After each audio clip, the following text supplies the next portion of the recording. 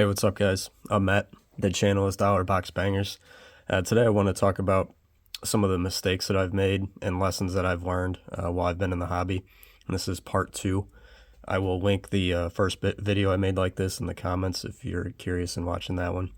But a little background. So next March will be my 2-year anniversary back in the hobby. I started collecting again in March of 2021.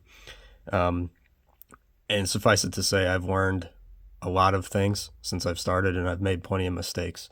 And today I want to highlight a couple of those. So mistake number one is what I'm going to call the Facebook Marketplace debacle. So I was on Facebook Marketplace, looking at collections, seeing what was out there, and I found a collection that looked kind of interesting. In one of the pictures, he had a bunch of Ja Morant, inserts and parallels and things like that. Some other basketball cards that were top loaded, and they look pretty good. Nothing crazy, but not junk either. And then in the other pictures were like 3 and 5 row boxes full of what appeared to be base cards. And I want to say he was asking 200, 250 on it. I messaged him, say, hey, would you take 75? My thought process being, at least what I can see in the top loaded basketball stuff, that's got to be $100 worth of cards. So if I can just sell those, I get to dig through everything else for free, basically. That was kind of the thought process. He messages back, no, I can't do 75. Could you do 125? And I believe that's what we agreed on. So we agreed on a price, set a meetup. And so my wife and I and my son, we hop in the car.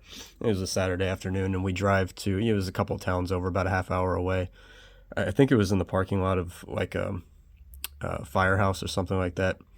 Anyway, we get there, and there's a guy standing there, and that was sort of weird because the person I was talking to, or the profile anyway, was a female profile. So this whole time I thought I was talking to a female. Anyway, I get there, hop out, hey, how's it going, blah, blah, blah. And he opens the trunk. I look at everything and take one of the tops off one of the boxes, and yep, that's what I expected. It's a bunch of base, right? But there's got to be 10 or 12 of these boxes. I mean, tens of thousands of cards. I take another box top off, and more base. And then I kind of look at him. I said, hey, are the Ja Morants, the basketball stuff in that first picture, is that stuff in here? He says, oh yeah, it's in there somewhere. And I don't think much of it. Should I have taken the time to look? Yeah, absolutely. So I assume you probably know where I'm going with this. Load it up, pay the guy, go back home. I immediately take everything in the house, start opening boxes, going through. Nothing's top loaded. There's no, after a couple hours, it's painfully obvious that there's no Ja Morants in there. None of the good stuff that I saw was just all 80s, 90s base, some all types of sports. And I messaged the guy back. I said, hey man, those cards aren't here. What's going on? And he plays dumb. And I said, dude, this is BS. And then he ghosts me, and that was it. Did the thought go through my head to blow up whatever profile that was and start calling them a scammer on their page and this and that? Yeah, it did. I wanted to, not going to lie. But the long and short of it is it kind of ended there. I got taken. And I just wanted to give you a feel for some of the stuff that were in those boxes. So what I did was I started making player lots. So this is Sammy Sosa. All of these are Sammy Sosa cards. I'm not going to spend a lot of time on this because you get the idea. But it's a lot of 80s and 90s junk wax type stuff. But you got Cal Ripken, you got some Griffey, Randy, big stack, Pujols. So there was some decent stuff in there. It just took forever, and I want to say I haven't kept really good track of this, but I think I've sold probably $50 worth of stuff from the collection. I still have a lot more to go through and sell at some point if I really want to punish myself. But to break even on that will be a long shot. And so the lesson here is, if you're gonna buy online, what I learned was, if I see something good, I'm going to specifically ask that person, hey, are these cards actually included in the lot? And will you pull them out? Because when I meet up with you, these are what I'm going to want to see. I'm going to want to see those cards before any money changes hands. So that's what I learned, basically, is, don't trust strangers and protect yourself. Make sure the good stuff is there before you pay for a big lot like that. So that was lesson number one. Lesson number two, and I like to call this the worst day of my hobby career so far. The story is, so I buy and sell at the flea market. And, I've been buying and selling at the flea market, since I was 15, for 20 years plus. I've done everything from women's makeup to antiques to buying clearance items and flipping them. I mean, you name it, I've done it. So obviously the natural progression was to try and sell sports cards when I got back into it. So I went out and I bought a display case, a glass, display case like you would see at a card show or something. And so I go set up one day. This was during the summer, this year during the summer. And I'm down in the bottom. I'll try and paint a picture. So I'm down at the bottom of like this valley. There's trees kind of surrounding it. So anyway, I set up. I've got 4 or 5 tables worth of stuff. I got my cards out. All my good stuff is in the glass case. And about 10:30, the sun pops out above the trees. I don't think anything of it. About noon, a guy walks over to me. He's like, "Hey, can I look at something in your case?" And I said, "Yeah, of course." And I walk over, and immediately I know something's terribly wrong. My SGC cases, okay, so a slab normally looks like this. They are now like this. They literally crinkled up. They baked in the case. The case became an oven. And anything in my SGC cases were completely ruined, or slabs, I should say, were completely ruined. Anything with like a foil or a chromium finish got baked.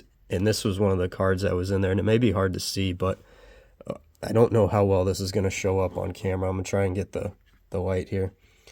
Do you guys see those weird waves right there? So that's heat damage. That's what heat damage looks like, if you didn't know. So I bet I lost $1,000 worth of cards due to sheer stupidity and not paying attention and letting my cards cook in the sun. And I keep this one around. I literally went home and I threw everything away. I remember sitting at the kitchen table, trying not to throw up and thinking, I'm done. I'm done. I'm not doing this anymore. That was too much money I just lost, And anyway, I wound up getting over it pretty quick. But I wanted you guys to see what heat damage looks like if you're ever thumbing through a collection or at a show or something and you see a card that has these weird lines. Just know that card has either been exposed to the sun or kept in a very warm place, and it's not good.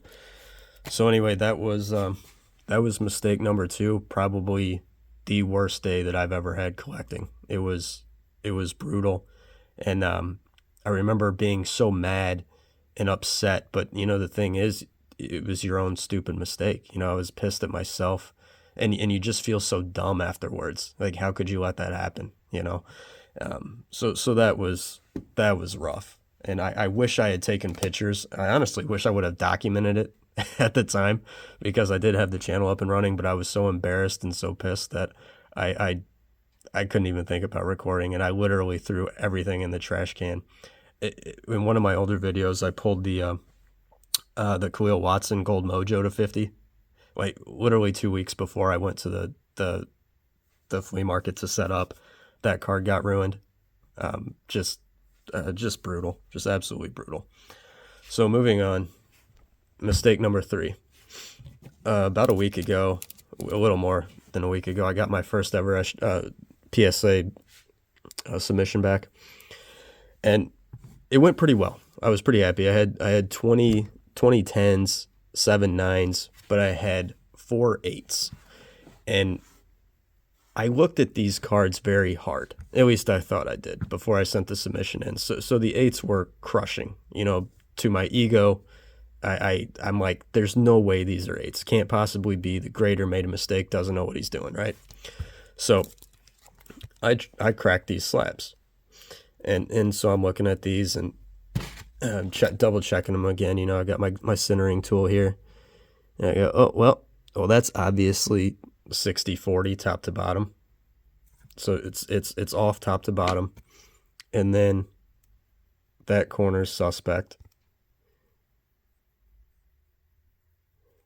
And I want to say, I don't really love that corner either.